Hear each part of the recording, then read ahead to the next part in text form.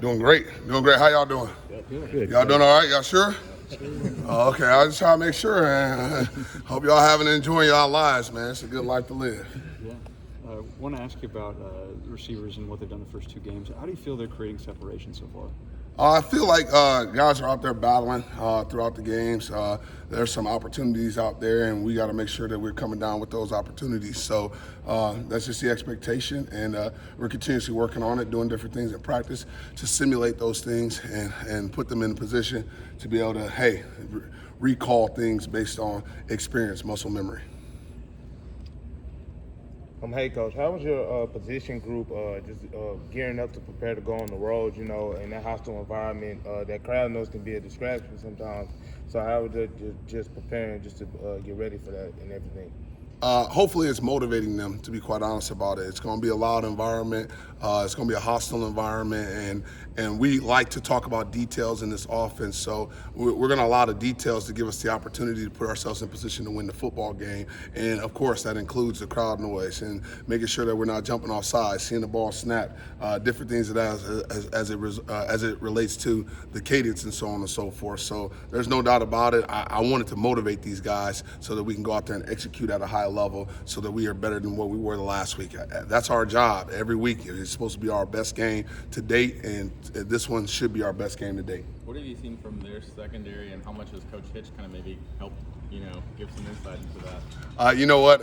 Having coached in this conference for a while, I know that the conference can be a little bit handsy, and guys are going to try to get their hands on you from time to time. So we've been really emphasizing that throughout this, all of these practices and whatnot, letting our scout team be a little bit more handsy, pull, jerk, grab, and all that good stuff. It's allowed. They're going to allow it a little bit more than maybe in some other leagues. So certainly excited about the opportunity to go out there and put on display the things that we've taught these guys and push them to really do at a high level so that we can create more separation in this game. Can you tell us if Cole Adams was able to practice today, and if so, how did he look? Cole Adams is doing great, man. I look forward to the next opportunity that he has a chance to play the game in the game. What have you told your position group about your experience against Wisconsin in the past? A lot. There's a lot. I mean, probably too much for me to say in this one time that I get to speak with you all, but certainly they're going to be big. They're going to be physical. They're going to come downhill and hit. That's just the brand of football that they play.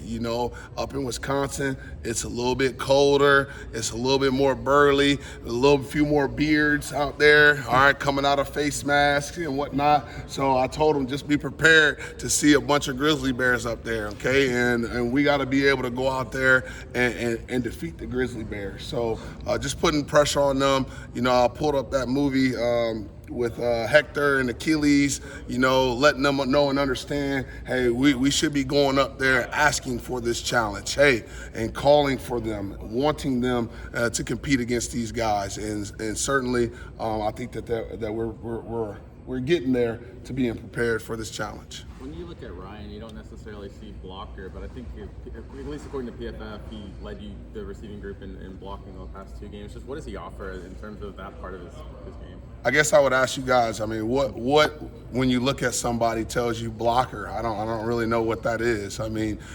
Blocking is about, really effort and body position.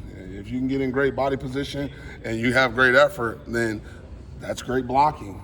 So I don't know how to tell guys that any better. It's not about how big you are. It's not about how strong you are, okay? All right? Really, to be honest about it, Ryan should be our best blocker. All right? He's really quick. So when you're really quick, you should be able to get your body in position so that you know where the play is going. And a lot of that is understanding, all right? Who, all right, how, and then you just got to want to. You got to want to do it. Been the biggest point of emphasis at practice after these first couple weeks? It's really, and I said it already before, it's about details. We are talented enough on this offense to really be explosive. You saw it. You saw, Milroe take off for the 70-yard touchdown. You saw Kobe Prentice make the deep ball down the field, make a huge catch. Or you saw, K-Law in the first game, catch the ball on a short pass and explode into the end zone. We're capable of being explosive, but it's about the details of what we're doing. We don't want to, we'll win the game however y'all want us to win it, okay? We'll take the win however we can. We would prefer that we win it because we were more detailed than our opponent was. And that, to me, is what we've really been focusing on a ton, the details of each and every position across the board. And, we're challenging these guys to know what they're doing, asking them questions, and making them describe to us what we're really looking for versus always giving them the answers. So pushing the envelope on, hey, being detailed on what we do. Coach, what is your process of preparing the younger players for their first road test? Ooh, you know what? Just make sure you're on time. Have your socks, okay? That's usually the one, or a belt. A lot of time they forget socks and a belt. If they have their socks in their belt, then I know that they're ready, okay? That they're prepared, okay? Because they've been paying attention to the smallest of details. So if they got the socks and belt, they should be all right. But beyond that, the football piece of it, you're not a young guy anymore. Most of these guys have been here. Some of them have been here all through, the winter, okay? All right, you've played in national games. The guys who got here this summer, you're not a young guy anymore. Our expectation is you perform at the same level that somebody that's been here for 4 years. Is that a wrap? Yeah, all right.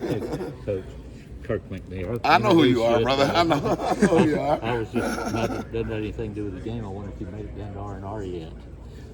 I went over there one time, but I try to go for the first time and just see and not bother the owner and whatnot. So I just wanted to go by there and just check the place out. Next time introduce you. I will do that. I will do that. Thank you so much. Appreciate it. How's it been in practice this week with the staff communication between you, Coach Sheridan, Coach Tapp over here with regard to the offensive line, cleaning up penalties, that kind of stuff? Well, I think our communication has been at a high level every single day. I mean, we really have not all of a sudden just changed anything. No, we really have done an elite job of communicating the things that we need to do from every position on this team, all right, to be able to be successful. I think that, each and every one of us, believe it or not, we're not going out there telling our guys to jump off sides, okay, or drop the ball, or don't read that. No, we're telling them the right things to do, and now we just have to help them. All right, that's what coaching is: help them do the right thing on game day. So that's really what it's been like. You seem to have some fun celebrations with your guys on the sideline. Do you have one specific to each guy, like just coming to you in the moment? Like, how do you approach that? I just love on each and every one of them in the moment. The thing about sport is if you're looking too far ahead, you're not focusing on the right now. If you're worried about the things that happened in the past too much, you're not focused enough on the here and now. So I live that in my daily life and everything that I do. Just worry about today. Live in the present. And you know what? On game day, I'm in the present, okay? So try not to get too high, try not to get too low.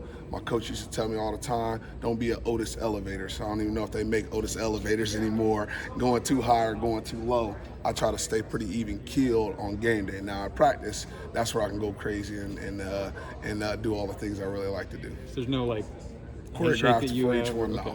No, it's in the moment. In each of these first two games, we've seen Ryan Williams be able to jerk his foot out of an ankle tackle. Is his play strength better than you would think it'd be for his size? I call that want and desire. That's all that is. He wants to get out of that tackle. He has the desire to get out of that tackle. So guess what? He gets out of it. I tell guys this is my favorite thing to say to guys. Do not get tackled for free. Okay? All right? Don't get tackled for free. Okay? Sometimes people allow someone to come down and tackle them. That's free.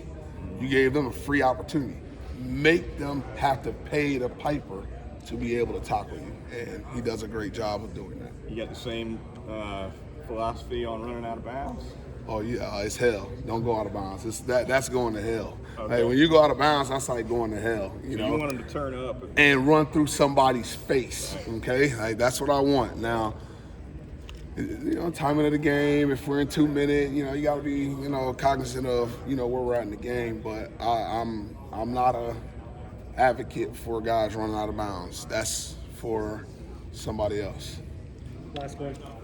How have the receivers really been in Jalen's scrambling ability? Like, how have they adjusted to the scrambling drills? That's stuff that we work on pretty consistently, you know. I think that our guys really have a good understanding of where he's going to be, but they have to understand where they're at in the whole grand scheme of things.